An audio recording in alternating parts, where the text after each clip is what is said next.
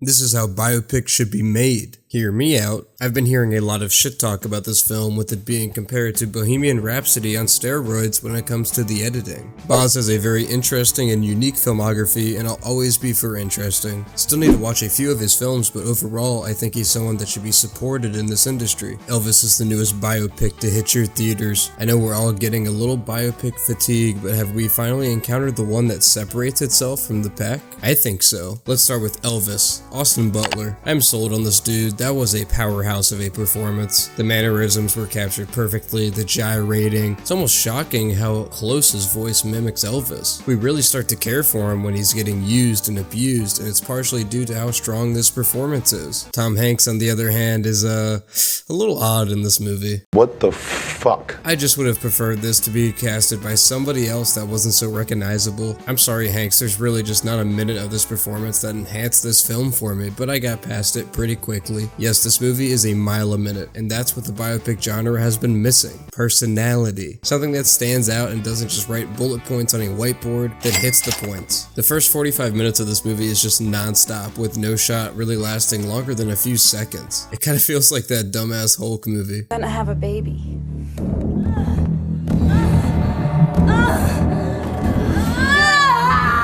This didn't feel like a movie to me. This felt like a celebration of an icon that was larger than life. And that's what I want my biopic to be at the end of the day, an artsy celebration of the contribution made to society and the culture. I love how it's a major focal point of the film about how influenced he was by the Memphis scene, including characters like B.B. King and Little Richard. The way Elvis's love of music was captured in this film was something I can't describe. The amount of joy displayed when playing those Memphis pieces of music brought smiles to all the theater attendees. Something I liked specifically about the editing was how it was showing the women loving Elvis when he was gyrating and moving all over the place. The editing is so fun to watch in this movie. It's like they just used every single preset in Premiere Pro. This movie is long. Yes, 100% I agree. They lingered just a little bit too long on the Vegas concerts, but you could argue that it was supposed to linger on the Vegas concerts. This was a major time commitment by Elvis that he was trapped into doing, and was elegantly matched with several renditions of Suspicious Minds. We're caught in a trap.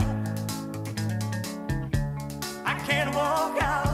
Also is my favorite Elvis song. The soundtrack was very odd. The only song by a current performer that I actually enjoyed was shockingly the Denzel Curry song. The Doja Cat song felt very misplaced to me, and so did some of the other ones. I'm not against the idea of filling a biopic with music featuring other artists adding to the songs of the artist, but some miss the mark here. If I'm going to watch a biopic, I want it to have personality, and this just screams large and in charge personality that demands your attention. All 2 hours and 40 minutes of your attention. This is a flawed film, but I had a great ass time. I'd give this about a high 7. I'd see how the editing could make this a tough watch on some viewers, and it does lose a bit of steam towards the end.